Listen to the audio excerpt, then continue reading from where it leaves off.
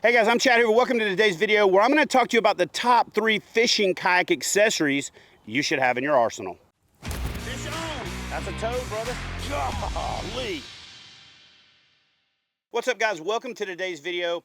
Before we jump in the video though, I have to thank today's sponsor, Shimano, for helping make this video possible. Look, here's a question that I've been getting quite a bit and you're going to get tired of hearing me say it. But Chad, what's your favorite rod and reel combination from the folks at Shimano? And I got to be straight with you guys. The new Chronarch MGL is by far my favorite reel this season. The MGL XG, the extra high speed gear ratio, paired up with the X Pride B. Just remember, pair up the XG with the X Pride B and you can't go wrong for fishing moving baits. Now, let's jump into today's video. All right, guys, so I'm going to make this video as quick as I possibly can while delivering you the information that I think you need to know about the top 3 fishing kayak accessories you got to have in your arsenal. Now, number 1 is always going to be a PFD, but not just any PFD. Buy a fishing-specific PFD.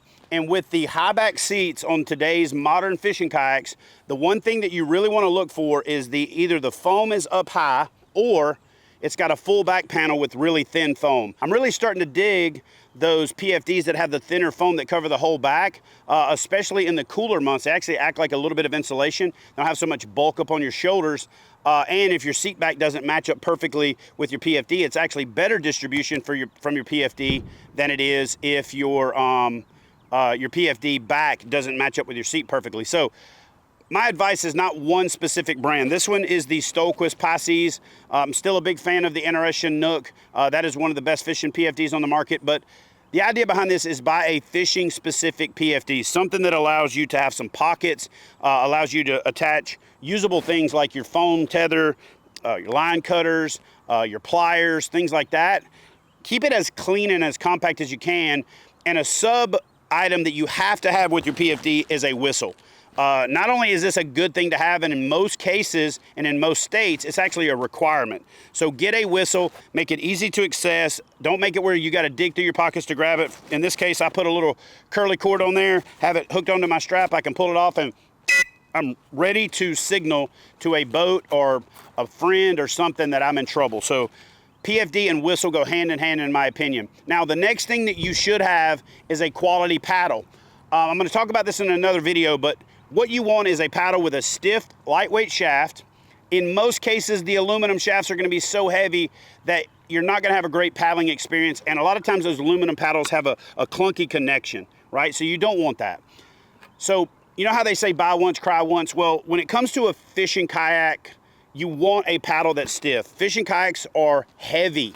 And if you've got a paddle, when you're paddling, the blade just flexes, you're going to get a lot of flutter. It's going to cause an unpleasurable fishing experience, and I just think that everybody should have a quality paddle. I use motors a lot. I'm starting to use pedal drives a lot more, but I caution you against not going out with a paddle because motors can fail and pedal drives can fail. You always want a good paddle. A 4 or 5 mile paddle back to the boat ramp and a boat that's already not going to paddle that well with a crappy paddle just makes for a horrible day, and in some situations even makes for an unsafe scenario. So get a quality paddle, get something that's going to last. Buy once, cry once. You don't have to deal with you know, buying 3 or 4 paddles to get to that premium paddle later on and you spend $800 on a $300 paddle. Something in that $100 to $200 price range is going to be plenty sufficient. Anything under $100 is usually going to, over time, it's going to just turn into a big hunk of crap. So spend a little bit more money on your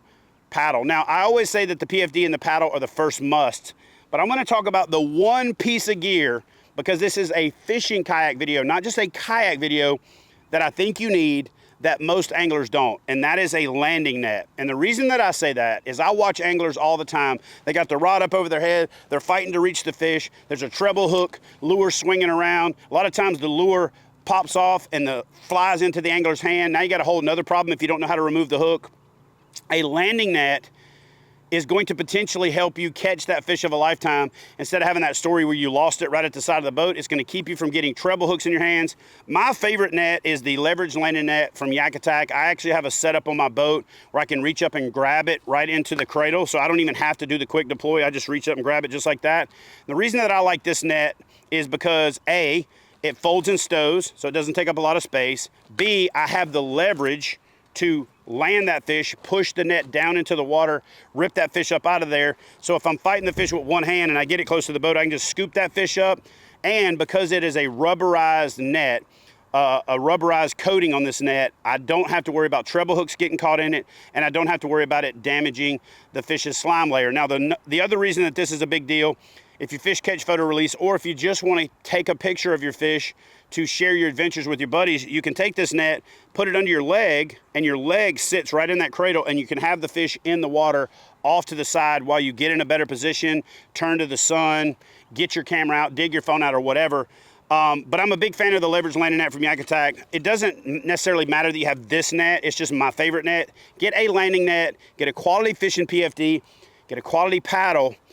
And I think those are the first three things that you just really need when it comes to fishing out of a kayak. And again, the main reason I like this thing is even if you don't have it, you know, rigged, locked, and ready, you just reach out, grab it, you flip it, rotate it, lock it, and you're ready to snatch that big old bass up out of the water.